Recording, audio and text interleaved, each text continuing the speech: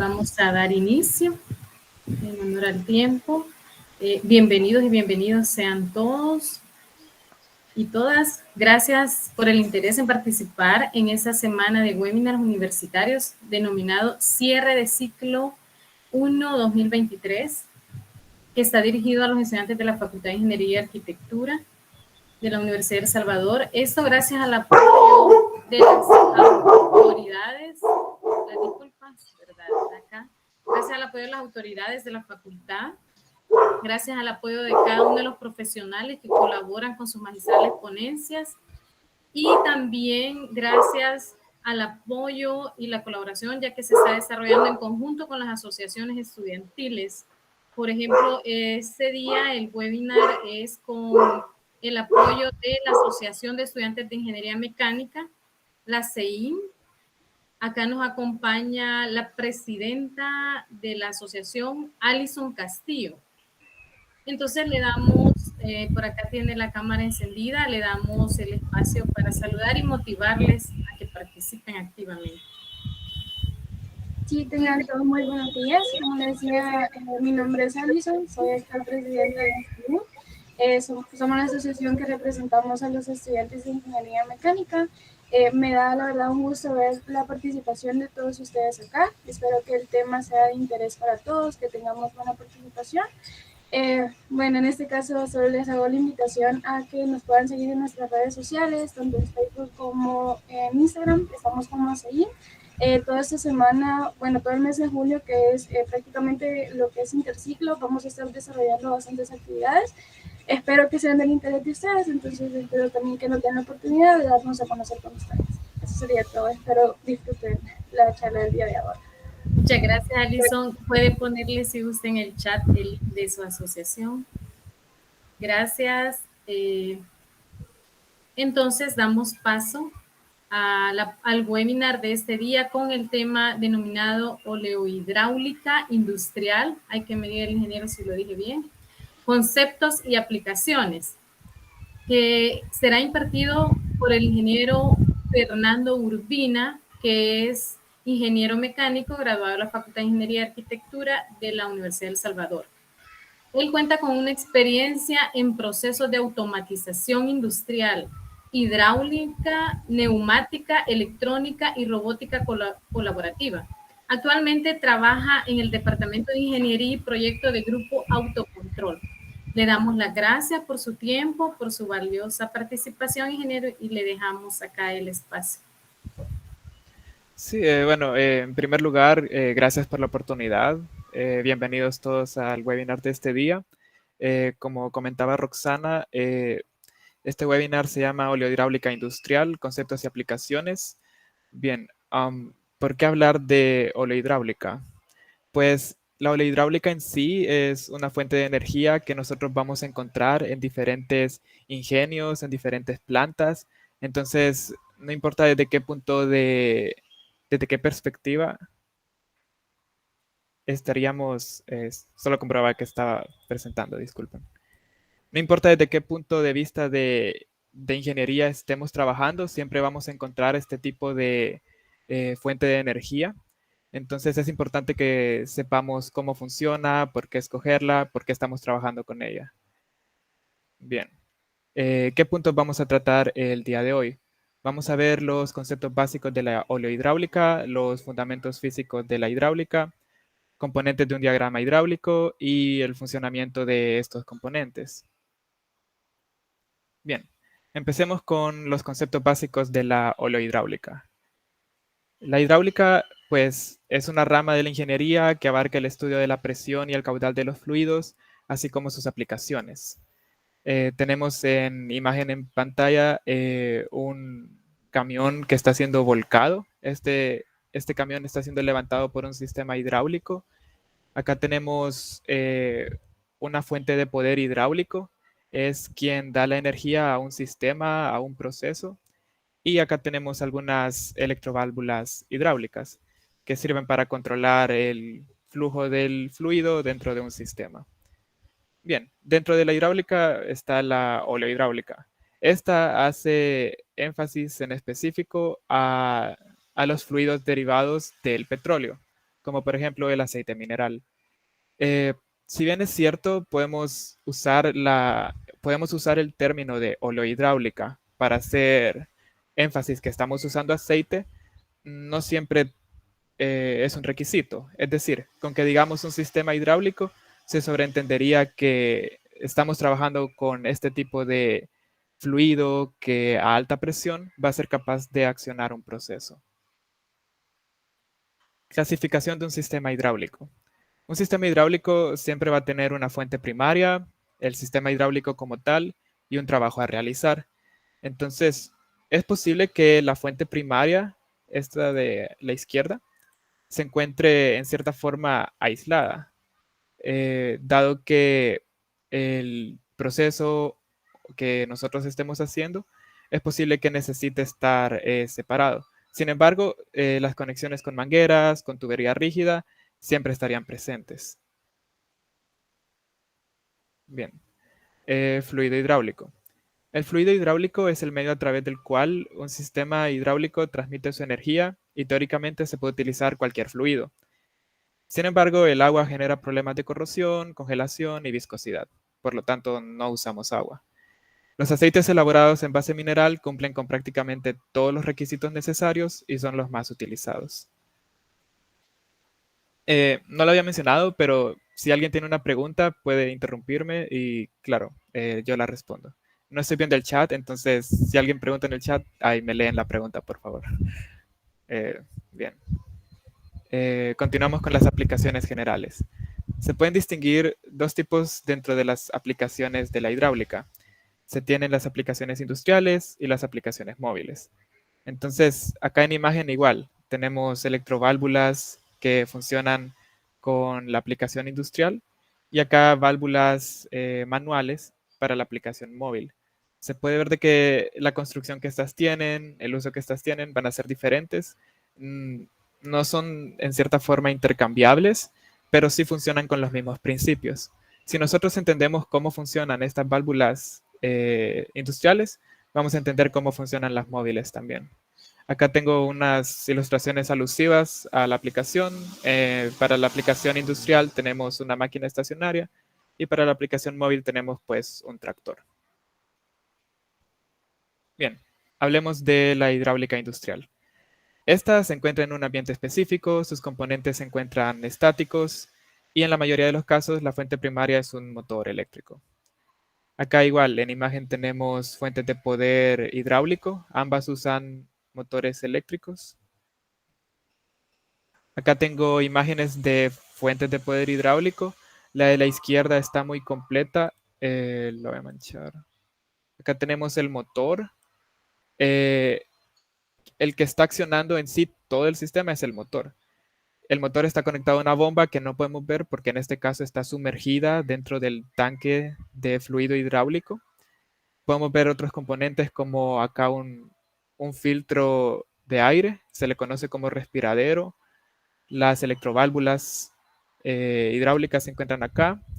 Este es un filtro de retorno. Este es solo para el fluido que está regresando al tanque. Un intercambiador de calor para regular la temperatura siempre del sistema hidráulico. A grosso modo, esos serían los componentes básicos que se ven.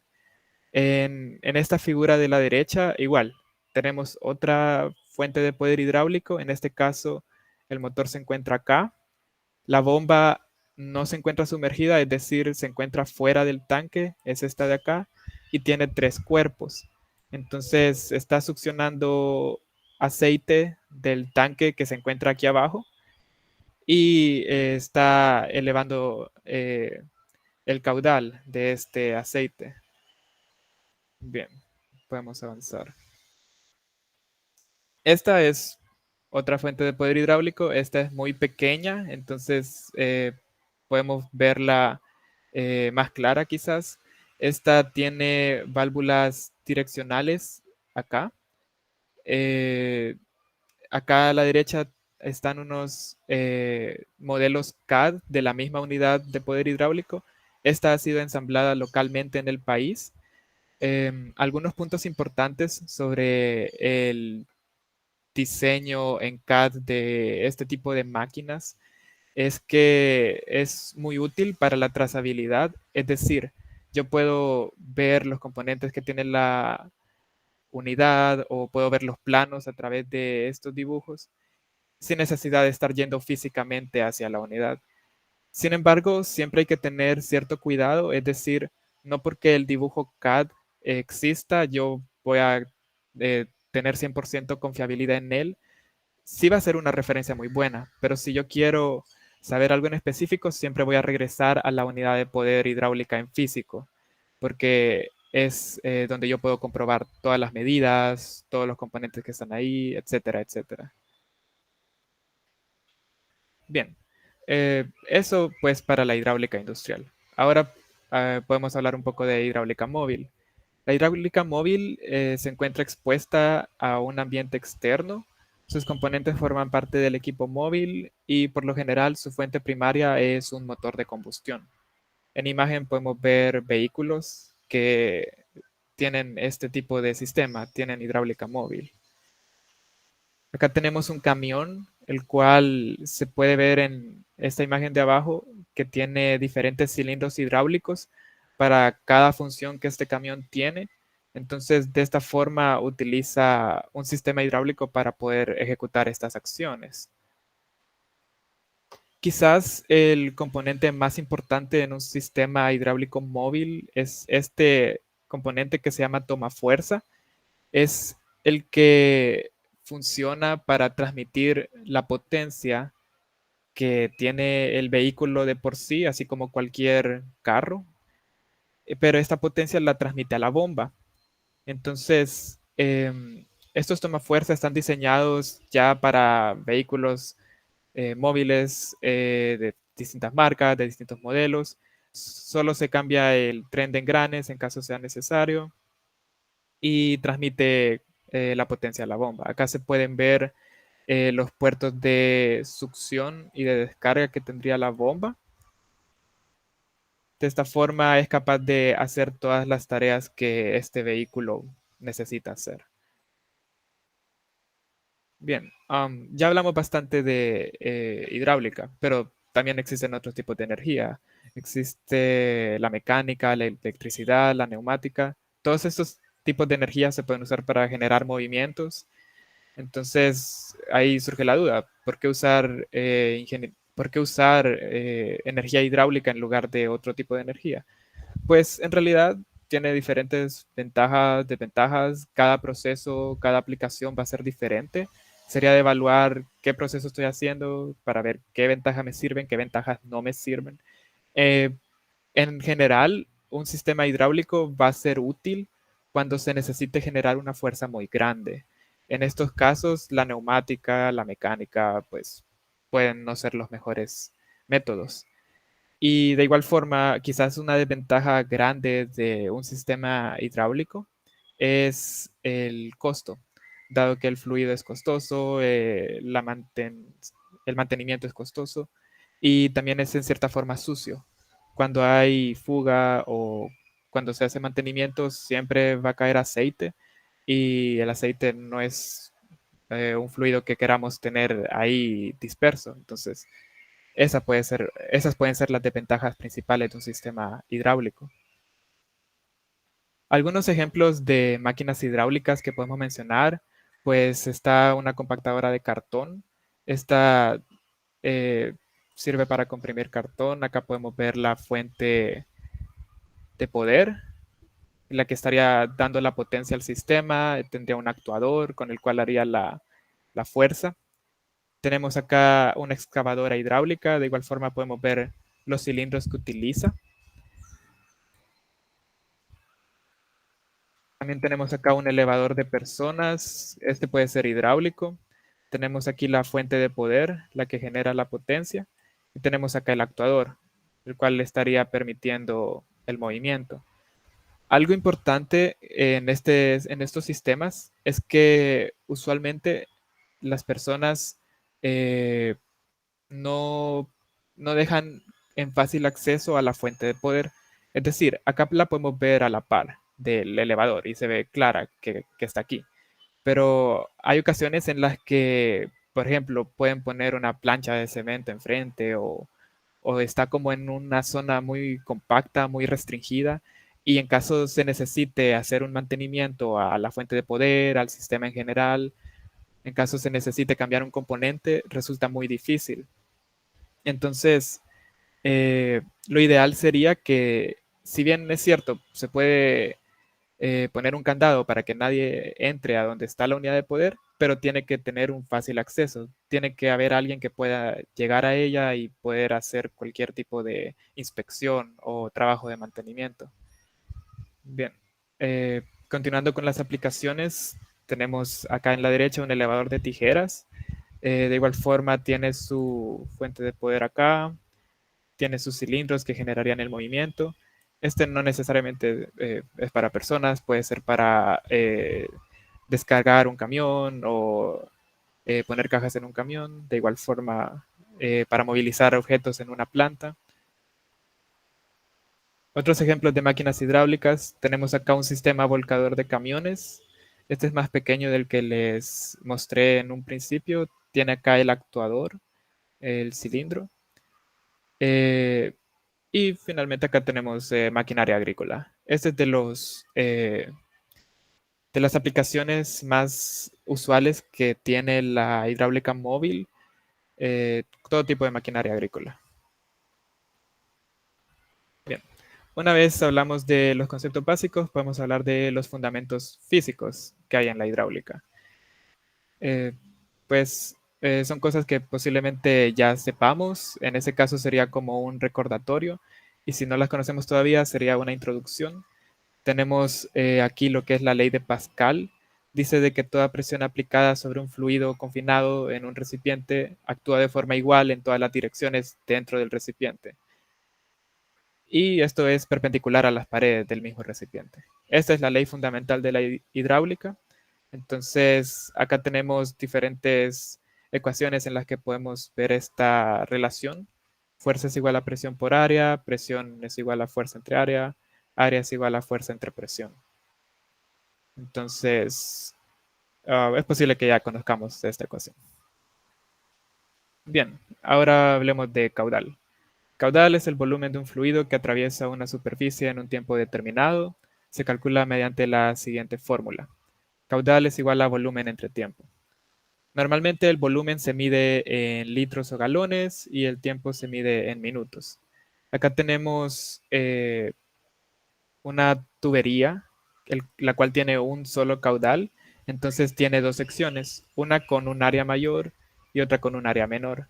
Entonces la sección con área mayor va a ir más lento y la sección con área menor va a ir más rápido por el estrecho, por la estrecha área que tiene. Entonces, sin embargo, aunque tengan velocidades diferentes, el caudal sería el mismo, dado que es un solo fluido el que está acá. Bien, hablemos de flujo laminar y flujo turbulento. Cuando un fluido se mueve a través de un canal cerrado, como una tubería o entre dos placas planas, puede ocurrir cualquiera de dos tipos de flujo: flujo laminar o flujo turbulento.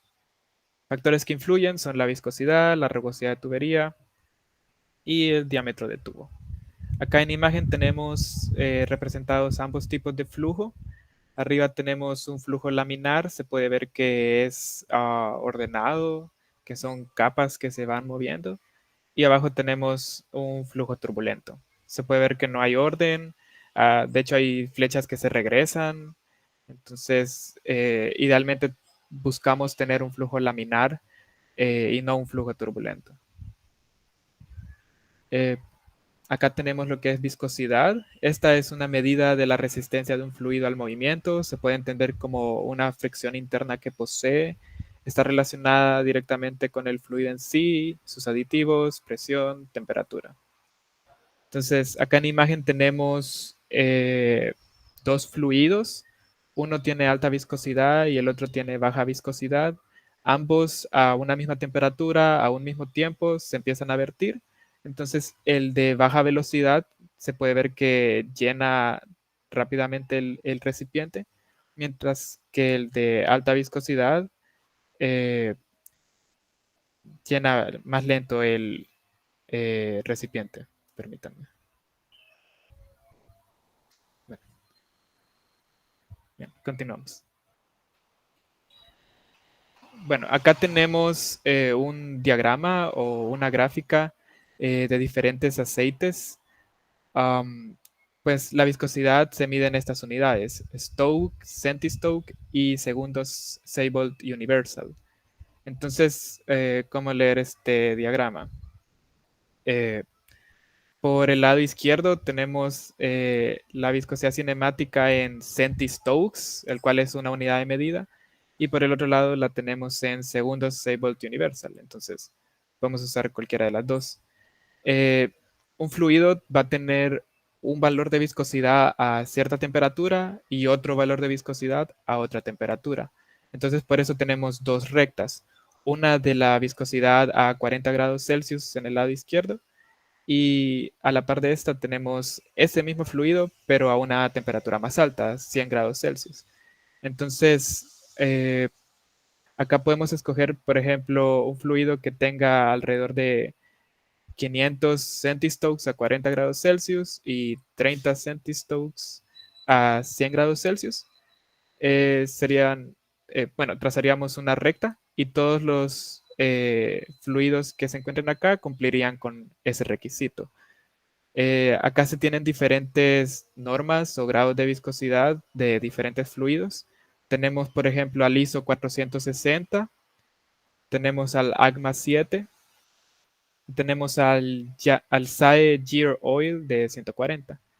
Entonces, estos tres fluidos se comportarían de esta forma. Así es como podemos garantizar que un fluido sea el correcto para un sistema hidráulico. Solo tenemos que buscar los valores de viscosidad, o incluso hay muchos componentes que directamente indican qué tipos de aceites son los recomendados para ser usados. Bien, otra propiedad física importante en la hidráulica es la fricción. La fricción sucede cuando el fluido se pone en contacto con la superficie de la tubería, cuando se rozan capas de fluido con otras en un flujo laminado. Se da en transiciones de tubería, estrechamiento, expansión y también en toda clase de accesorios, válvulas, codos. A esto también se le conoce como pérdida de carga. Entonces, cada vez que suceda uno de estos eh, factores de fricción, por así decirlo, eh, la energía se pierde y usualmente se pierde a través de calor. El sistema se calienta y así es como perdemos energía. Entonces acá en imagen tenemos una bomba que está entregando un caudal constante. Eh, Cada vez que hay un manómetro y cada vez que hay un estrechamiento, esta, esta energía hidráulica que se transmite a través de la tubería se va perdiendo.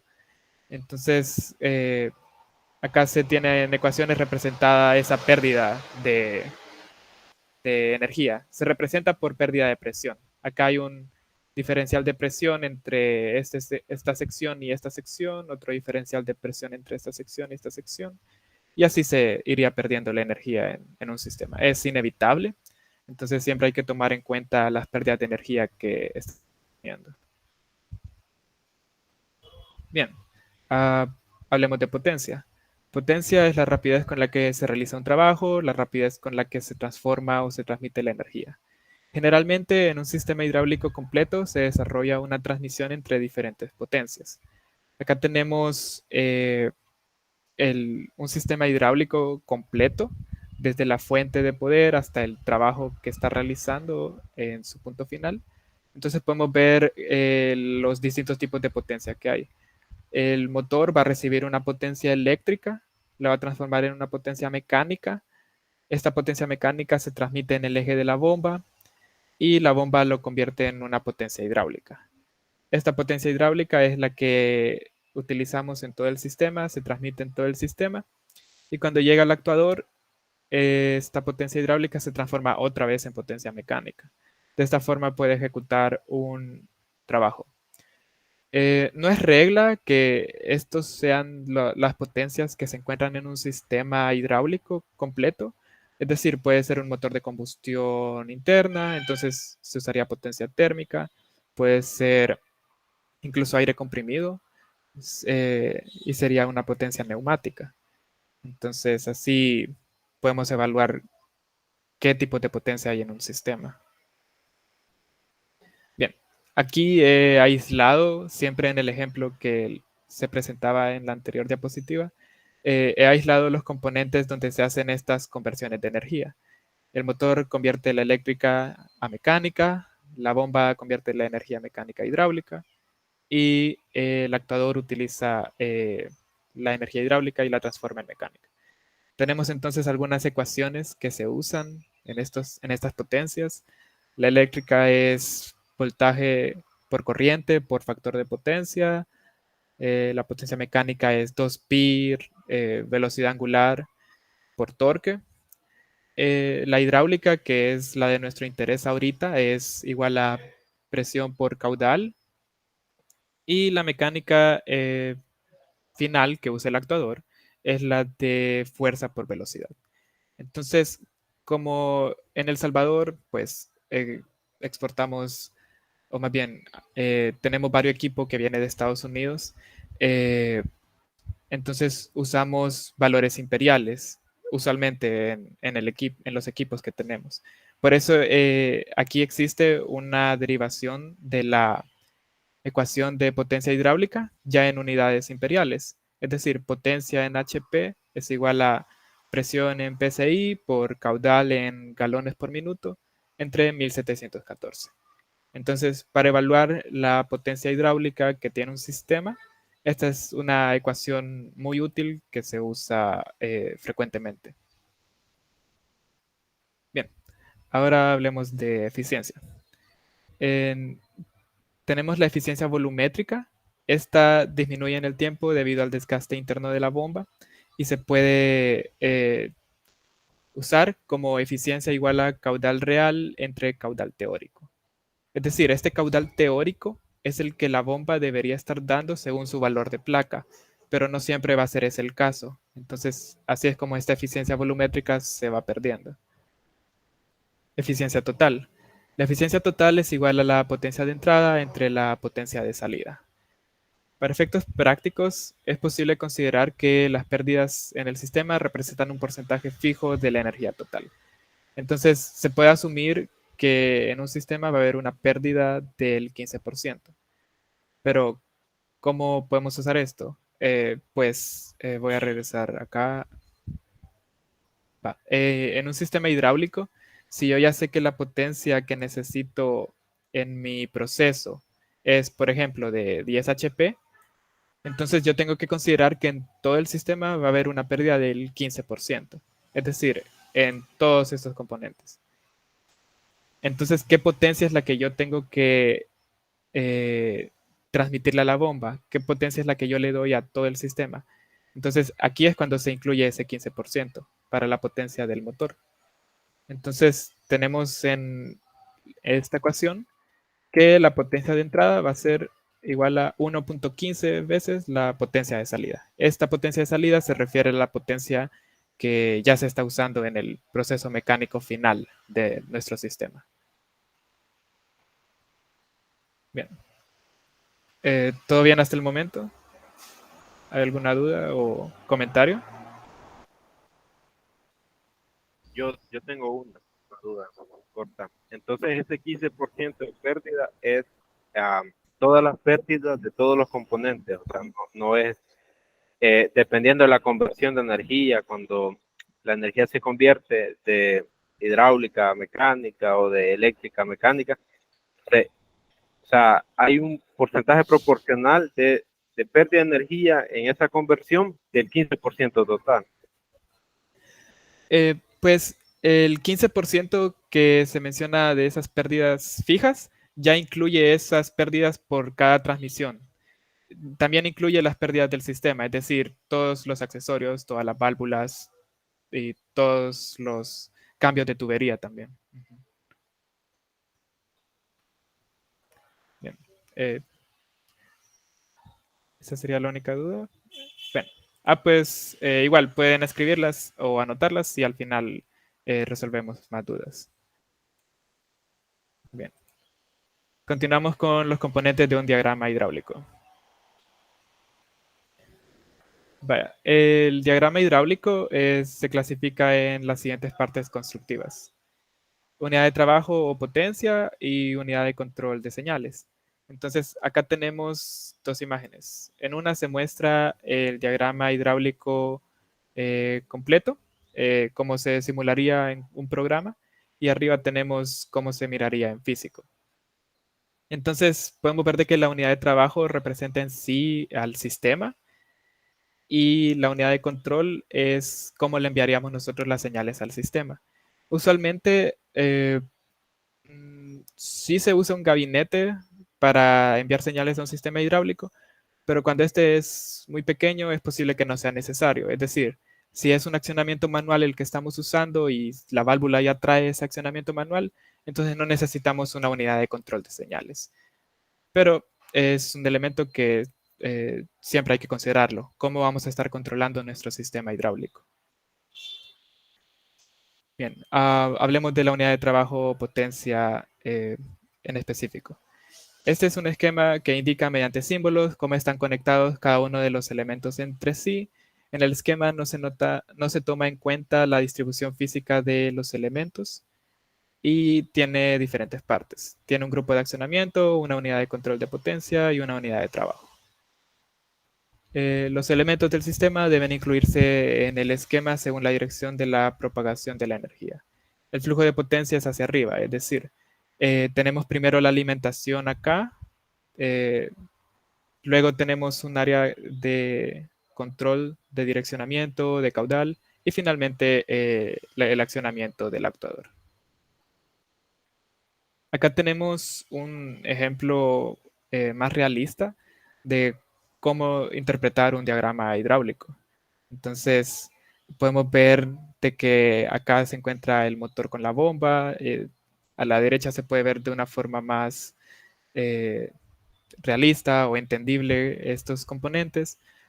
Tenemos una válvula de direccionamiento acá. Esta representa esta válvula. Este es un corte seccional de la válvula, entonces así es como esta funciona internamente, tiene diferentes cavidades.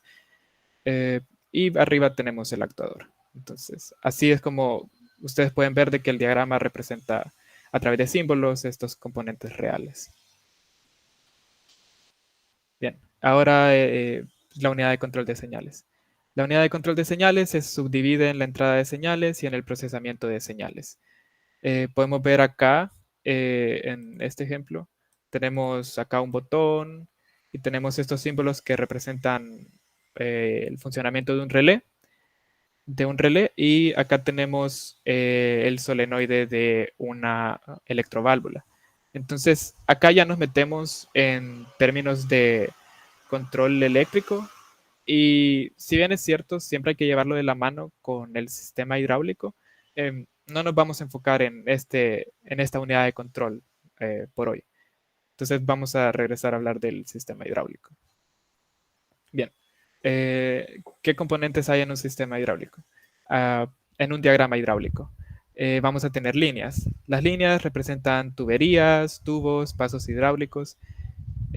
Puede haber una pequeña distinción con líneas punteadas cortas, líneas punteadas largas, pero en general a veces no se sigue este tipo de distinción, entonces podemos asumir que las líneas siempre van a ser fluido.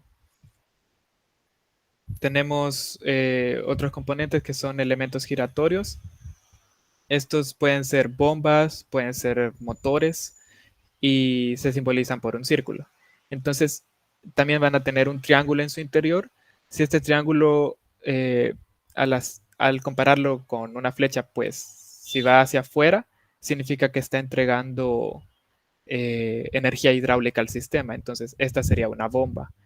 Esta bomba a la par tiene dos triángulos, entonces significa que es reversible. Puede entregar flujo hacia arriba, puede entregar flujo hacia abajo. Este otro componente, pues siempre haciendo el símil de triángulos, comparándolos con flechas, tiene las flechas hacia adentro, entonces este sería un motor hidráulico, porque está recibiendo energía hidráulica y la está convirtiendo en energía mecánica. Este sería un actuador, si lo vemos de esa forma. Este otro símbolo es para una bomba siempre, el cuarto, porque pues tiene un triángulo que va hacia afuera.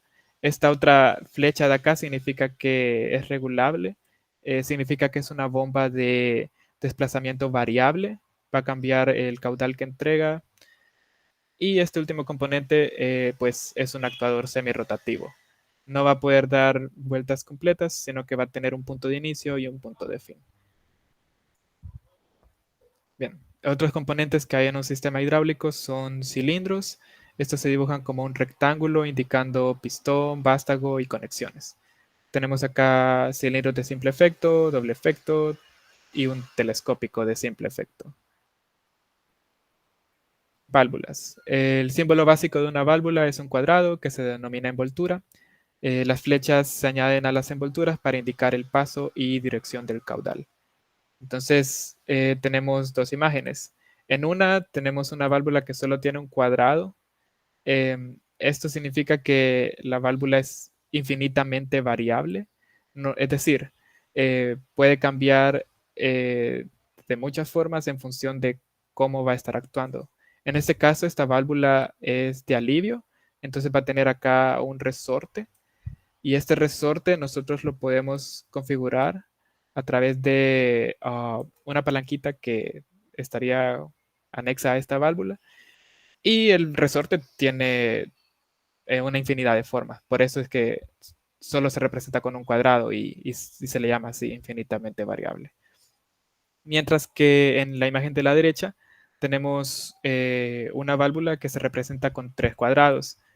Esto porque tiene 3 posiciones. En la primera posición tiene este tipo de flujo, en la segunda posición tiene estas conexiones entre sus puertos y en la tercera posición tiene estas otras conexiones.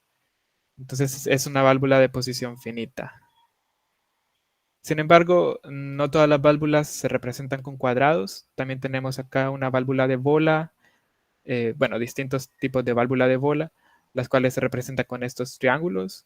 Tenemos una válvula check, que también es una válvula antirretorno, porque esa es la función que cumple, solo permite el flujo en un lado y no permite que retorne en esta misma tubería.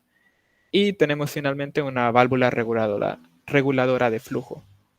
Entonces, la mayoría de válvulas que vayamos a ver son de estos tipos. O van a ver esos cuadrados que indican el paso de flujo, o van a ver que no son cuadrados.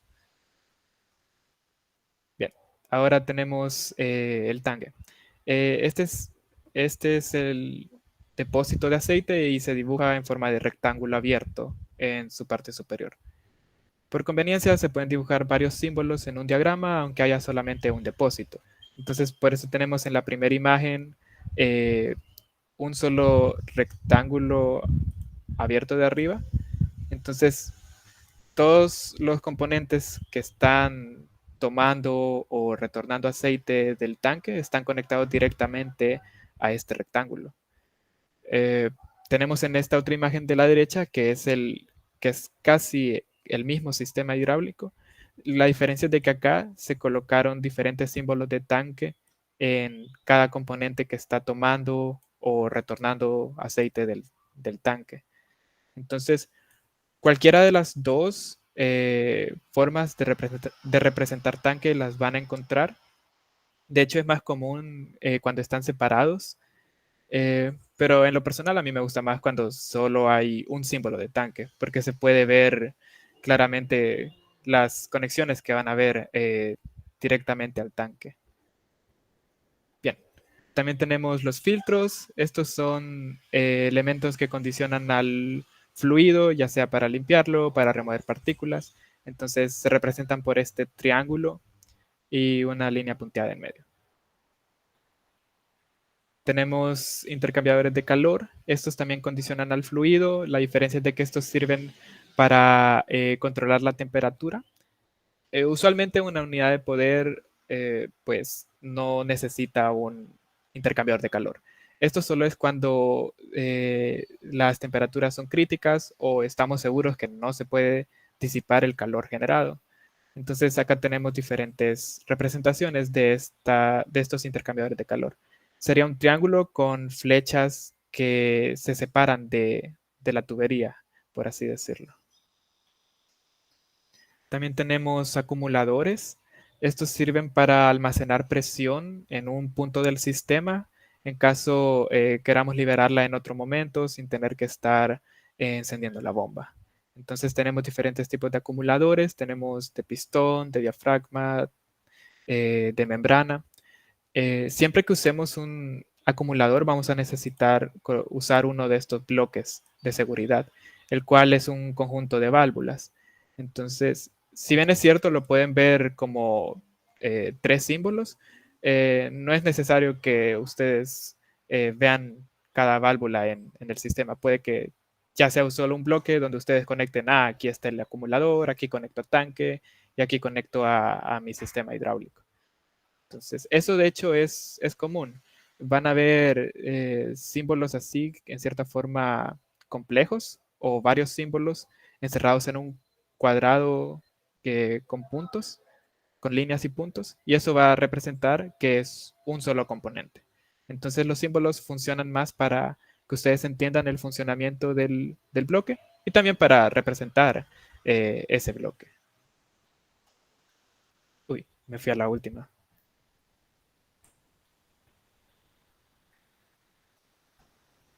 Bien, y vamos por acumuladores.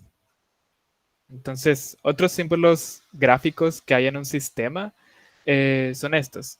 Se pueden representar por la imagen externa que tiene un componente, también por el símbolo del diagrama hidráulico o por un corte seccional de este mismo componente. Entonces, en un catálogo pueden encontrar las 3 representaciones. Las 3 son útiles.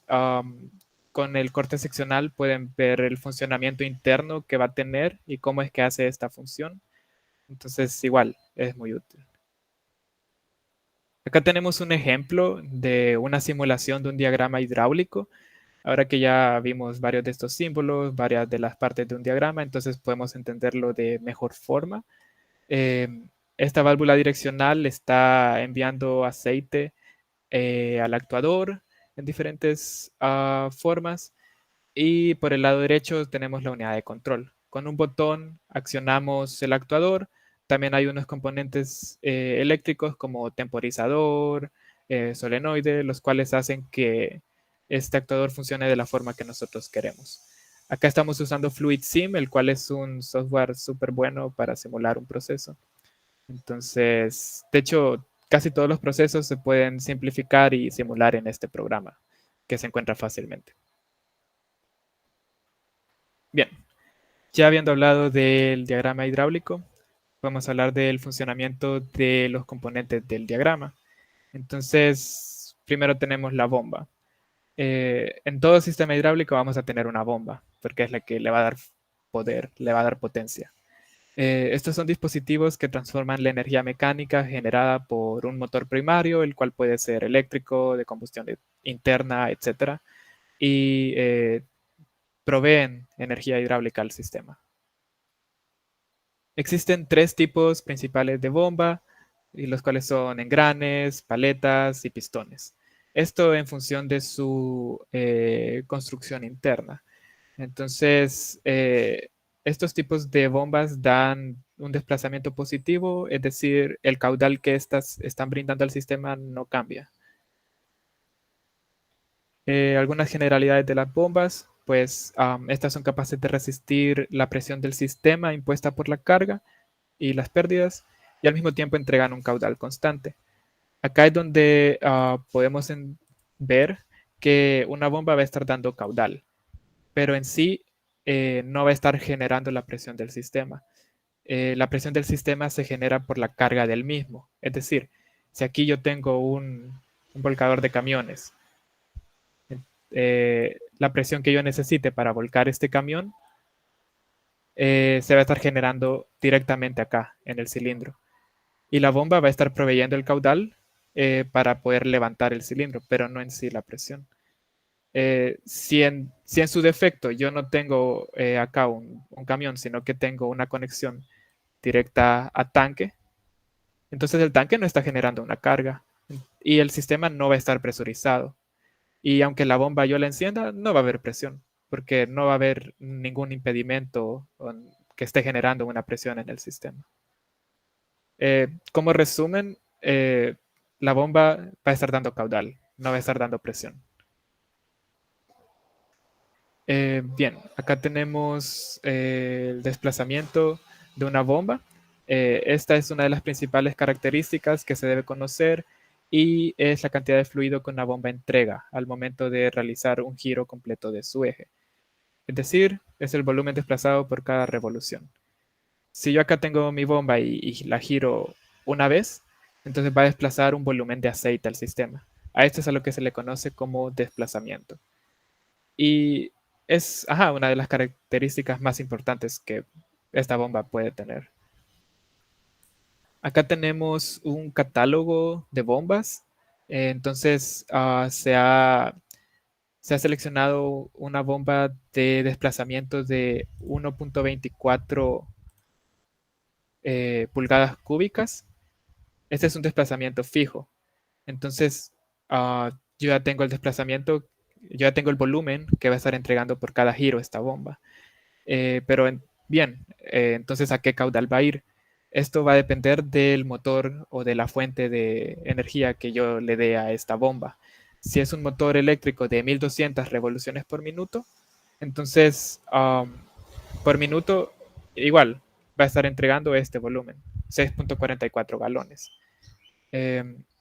Si yo en su defecto para esta misma bomba la conecto a un motor de 1800 RPM, 1725 RPM, voy a tener casi 10 galones por minuto. Y si yo la conecto a un motor de 3600 RPM, entonces voy a tener 19.32 galones por minuto. De esta forma se puede ver de que aunque la bomba es la que da el aceite al sistema, siempre va a depender también del motor. Entonces, con que yo sepa la característica del motor o con que yo sepa la característica de la bomba, siempre va a ser insuficiente. Yo tengo que saber las características de ambos componentes para saber el caudal que tiene un sistema. Bien, para calcular la potencia del motor eléctrico se define la presión de trabajo del circuito hidráulico y el caudal de la bomba. Como decíamos con anterioridad, esta es la ecuación más importante de un sistema hidráulico, la potencia que yo estoy usando. Esta potencia es igual a presión por caudal entre 1714 para obtener unidades imperiales. Entonces aquí hay un ejemplo. Para calcular la potencia del motor de una bomba de 10 galones por minuto con una presión de 1000 psi, ¿cómo lo calculo? Solo uso esta ecuación y obtengo una potencia de 5.83 HP. Bien, esas son las generalidades de las bombas, pero podemos hablar de cada tipo de bomba. Primero tenemos las bombas de engranes. Estas hacen su función por medio de la rotación de dos engranes. Va a haber un engrane que es el conductor o el impulsor y va a haber otro engrane que es el conducido o impulsado. Entonces acá tenemos una imagen. El engrane conductor sería este porque es el que se conecta con el motor y le estaría dando el movimiento al otro engrane que sería el conducido. Acá tenemos un GIF donde sale una bomba en funcionamiento. Se puede ver de que el engrane conductor conduce al otro engrane y el fluido se mueve a través de las cavidades que se generan entre el engrane y las paredes de la bomba en sí. Se mueve acá en el exterior. Y una vez ya se ha desplazado al puerto de salida del sistema, ya entonces se puede presurizar. Y acá entonces se genera la energía para el sistema hidráulico. Bien, eso es respecto al funcionamiento de la bomba. Pero, ¿cómo podría yo saber el desplazamiento de una bomba si yo no tengo el número de parte o si no sé qué bomba es, que no tengo el catálogo? Entonces, si es una bomba de engranes, se puede medir los dientes del engrane. Se mide el diámetro externo, que serían los picos de los dientes, se mide el diámetro interno, que serían como los valles o las cavidades, y se mide el largo que tiene el engrane. Entonces, a través de esta ecuación se puede conocer el desplazamiento. Bien, luego tenemos las bombas de paletas. Estas hacen su función deslizando unas paletas a lo largo de un anillo. El rotor de la bomba sostiene o aloja las paletas dentro de un cartucho, moviéndose a través de un eje que está conectado a la fuente de energía mecánica. Esta bomba es en cierta forma parecida a la de engranes. La diferencia es que en lugar de usar solo 2 engranes, usa bastantes paletas. Acá se tienen unos cortes transversales donde se puede ver el funcionamiento interno. El fluido se desplaza igual entre las cavidades del rotor y el anillo, así se conocen en estas bombas. Y las paletas se desplazan hacia afuera. Entonces así generan el movimiento y son capaces de desplazar el fluido. Finalmente tenemos las bombas de pistones. Estas bombas pueden ser de desplazamiento fijo, pero principalmente se utilizan donde se requiera variar el flujo de entrega. Entonces acá tenemos 2 GIFs. En el primero se puede ver que a través de la rotación siempre del eje de la bomba se mueven en este caso pistones. Acá tenemos un pistón donde se puede ver que va comprimiendo el aceite. Y en el GIF de la derecha podemos ver ya la bomba de una forma más realista. Se puede ver que son muchos los pistones que esta bomba tiene y de hecho se puede regular la inclinación que estos pistones tienen y a medida se cambia esta inclinación, se cambia entonces también el caudal que la bomba entrega y por fuera lo único que se vería serían el puerto de entrada y salida. Entonces solo tendríamos que hacer las respectivas conexiones. Ya habiendo estudiado los 3 tipos de bombas, podemos entender quizás de una forma un poco clara estos diagramas y estas imágenes donde se ve cómo es esta bomba por dentro, ya de forma real. Acá hay un cuadro comparativo donde se tienen las 3 bombas y sus características comparadas entre ellas. Se puede ver entonces que la bomba de engranes puede ser la más accesible en términos de costo y al mismo tiempo es la más durable. Entonces no es en sí una mala bomba. Luego tenemos la bomba de paletas, la cual tiene la ventaja de que es más silenciosa, es más eficiente que la de engranes. Sin embargo, es más costosa y puede manejar de una forma menos potente la alta presión. Finalmente tenemos la bomba de pistones. Esta es la más eficiente de las bombas, alcanza valores de hasta 95% de eficiencia. También maneja muy bien la alta presión, tiene un gran control respecto a lo que está haciendo.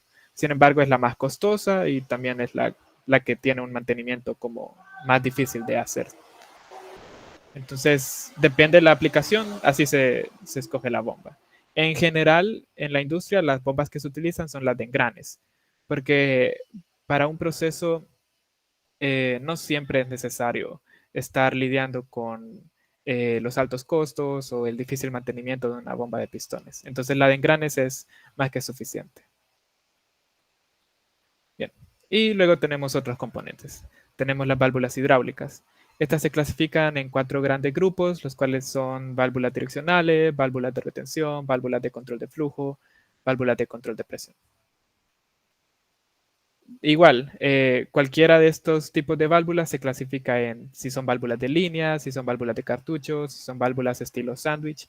Acá hay una imagen para cada tipo de válvula.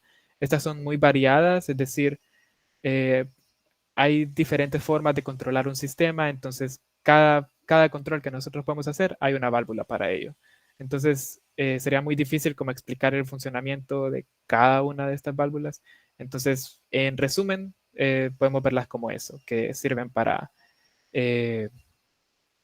controlar presión y caudal de un sistema. Acá tenemos algunas normas que se siguen para las válvulas de tipo sándwich. Es decir, estas van a tener este tipo de conexiones en su parte inferior. Si un día las vemos, vamos a saber que pues, es una válvula de estilo sándwich. Son estas que se encuentran acá. Son quizás las que menos se puedan ver así de forma directa, porque las demás válvulas pues solo tienen su punto de entrada y su punto de salida. Entonces no hay como donde perderse. Luego tenemos lo que son filtros. Existen filtros de succión, filtros de retorno, filtros de presión. Sirven para limpiar al fluido, extraer componentes que no queremos que lleguen a otro punto del sistema. Igual, son muy variados. Entonces, existen diferentes ubicaciones para un filtro. Pueden estar al final del trayecto de un fluido antes de que regresen al tanque. En este caso se conoce como retorno. Pueden estar antes de la bomba y se le conoce como succión. Puede estar después de la bomba y se le conocería como de presión. O igual, puede ser un filtro que no necesariamente sea para solo el fluido. Por ejemplo, este de acá es un filtro para el aire. Entonces sirve para que el tanque sea capaz de permanecer expuesto a la atmósfera, pero filtrando cualquier componente extraño que el aire pueda tener. Acá tenemos estos últimos filtros que les comentaba, se les conoce como respiraderos, sirven como un tapón del tanque. Sin embargo, estos no están totalmente tapando al tanque, siempre van a tener orificios a través de los cuales se pueda mantener una presión atmosférica dentro del tanque y no que se eleve la presión dentro del tanque. Y finalmente tenemos el control de nivel y temperatura. Acá tenemos algunos visores para tanque, donde se puede ver el nivel de aceite que este va a tener. Se puede ver que también tienen un termómetro para medir la temperatura que tiene el tanque. Entonces son indispensables. El control de nivel es indispensable para un sistema hidráulico.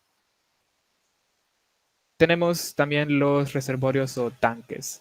Estos son los que van a albergar al fluido que tiene el sistema y usualmente también albergan a los componentes externos en su parte de arriba. Es decir, el motor puede estar aquí arriba, pueden estar las válvulas aquí conectadas. Entonces cumple las dos funciones. Albergar el aceite y albergar los componentes. Bien, ya habiendo estudiado todos los componentes generales que hay en un sistema hidráulico, podemos ver acá una unidad de poder hidráulico. Entonces, podemos ya entender que acá hay un tanque, hay filtro, bomba, etcétera, etcétera. Entonces, usualmente, como les comentaba en el inicio del webinar, la fuente de poder va a estar aislada de nuestro actuador, de nuestro sistema mecánico. Entonces, esta fuente de poder es construible. Se pueden cambiar sus piezas, es decir, este filtro ya no me sirve, lo puedo cambiar, voy, compro uno. La bomba se le puede dar mantenimiento. Entonces, es quizás con lo que podríamos concluir de que es muy importante conocer este tipo de unidad de poder hidráulico, que es lo que le va a dar la energía a un sistema hidráulico, a un trabajo mecánico. Y acá también tengo otras imágenes donde ya se representa la unidad de poder hidráulico que estaría proveyendo el trabajo a diferentes máquinas. Por ejemplo, esta unidad de poder hidráulico pequeña estaría dándole energía para un elevador de tijeras o dándole energía a este otro elevador que es más alto y solo usa un cilindro. O esta otra unidad de poder hidráulico es más grande, puede funcionar para una prensa. Entonces, quizás esa sería la conclusión. Que ya podemos conocer los componentes que hay en un sistema hidráulico porque usamos un sistema hidráulico y no otro tipo de energía o potencia. Bueno, esta era la presentación que yo les tenía preparada. Si alguien tiene dudas, comentarios, me puede comentar.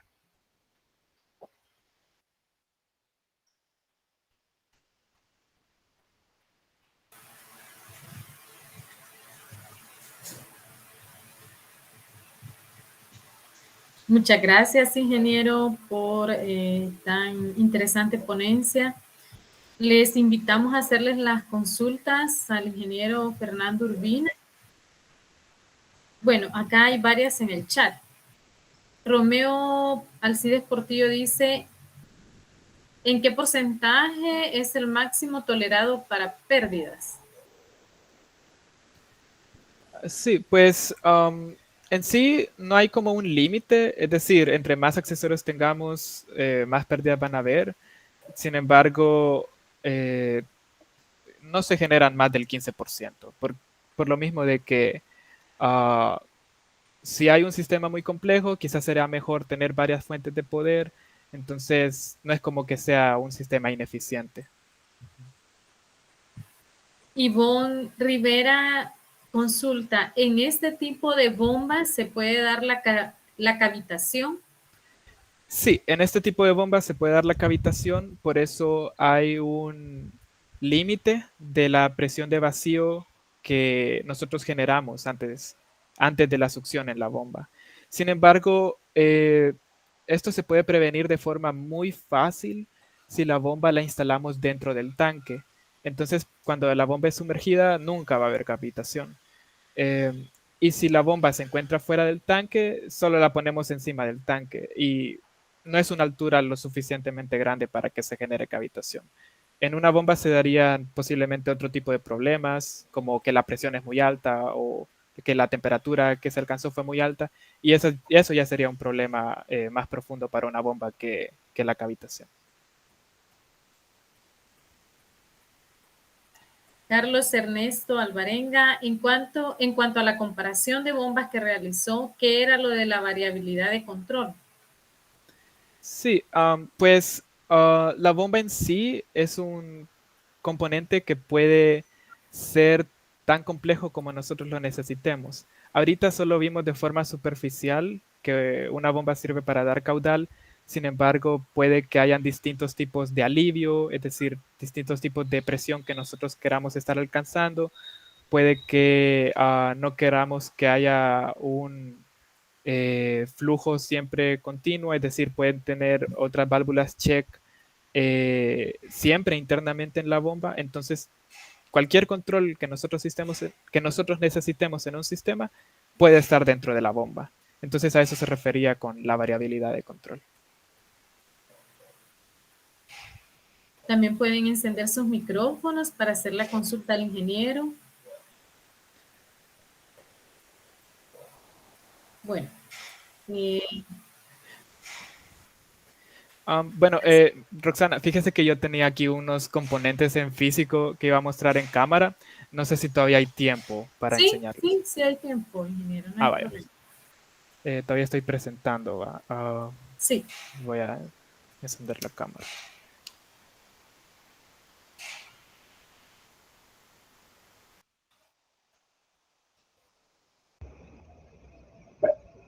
Entonces, estos componentes los tengo yo aquí. Es para que ustedes vean que los componentes que vimos en imágenes, así se mirarían ya real.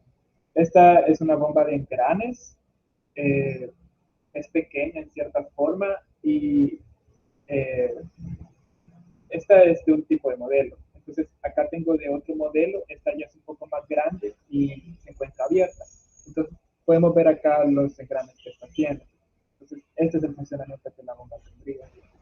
Si nosotros necesitamos medir el desplazamiento, entonces este es el engrane que nosotros estaríamos midiendo. Cualquiera de los dos tiene el mismo tipo de engrane, entonces solo medimos las dimensiones que nosotros necesitamos. De igual forma, aquí atrás están algunas válvulas. Como les comentaba, estas son las de tipo sándwich. Puede ser que sean las que nosotros no hayamos visto. Se coloca una sobre otra y existe una normativa interna de cómo estas manejan el flujo en su interior. Y allá al fondo tenemos unas válvulas que son quizás más sencillas de ver porque tienen un puerto de entrada, un puerto de salida y regulan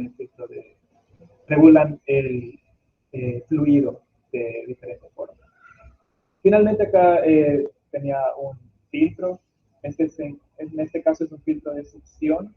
Entonces sirve para evitar que entren componentes a la bomba. Se instala cabal antes de la bomba.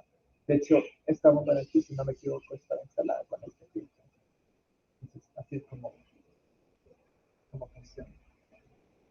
Bueno, tenía estos componentes acá y para que haya una mayor claridad, entonces tenía planeado mostrarles. Muchas gracias, ingeniero. ¿Hay alguna otra pregunta, participación, comentario? Pueden hacerlo.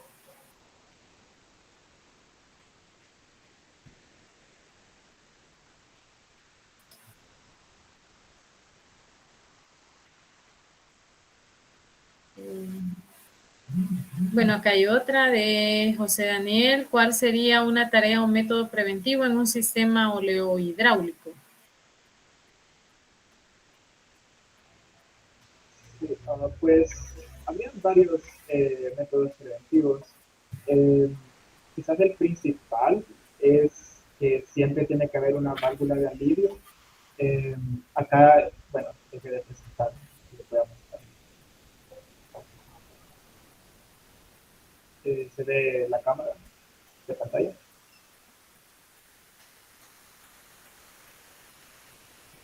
Este de acá es una válvula de alivio. Entonces, su función es que el sistema no alcance altas presiones.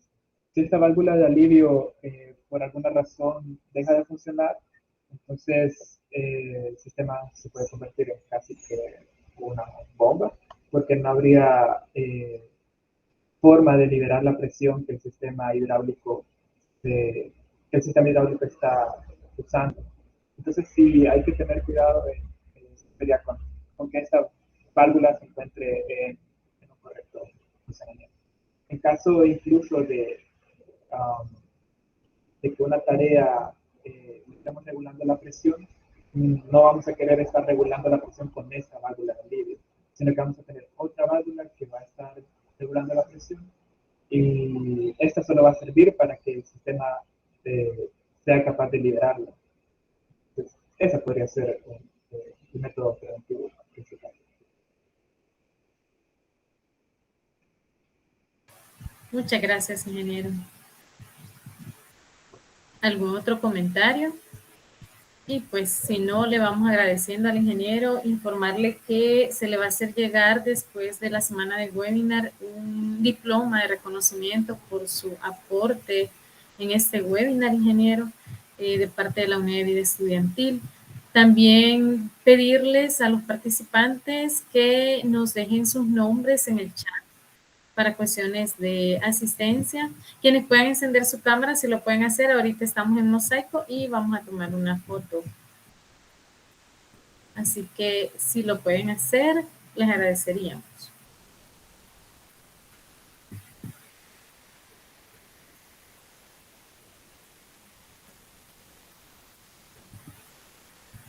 Gracias, creo que no muchos lo van a terminar.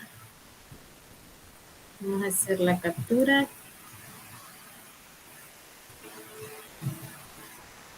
Gracias. Gracias.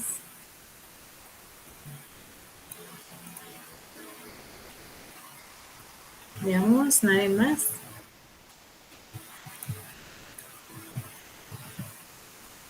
Ahorita vamos a hacer la captura.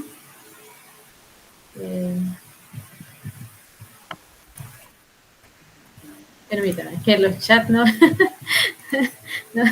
no me dejan aquí hacer la captura ahorita.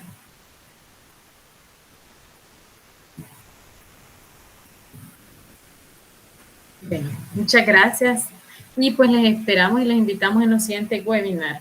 El día de mañana habrá uno por la mañana y uno por la tarde. Gracias, Alison, en representación de la CEIM. Gracias, ingeniero Fernando Urbina. Esperamos contar con su participación en próximas actividades. Gracias a cada uno de los Gracias por la asistentes. oportunidad. Gracias. Sí. Y buen día.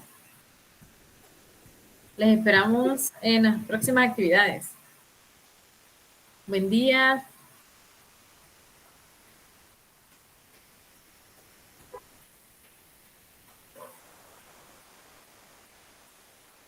Gracias, buen día, gracias. Muchas gracias. Vamos a detener la grabación también.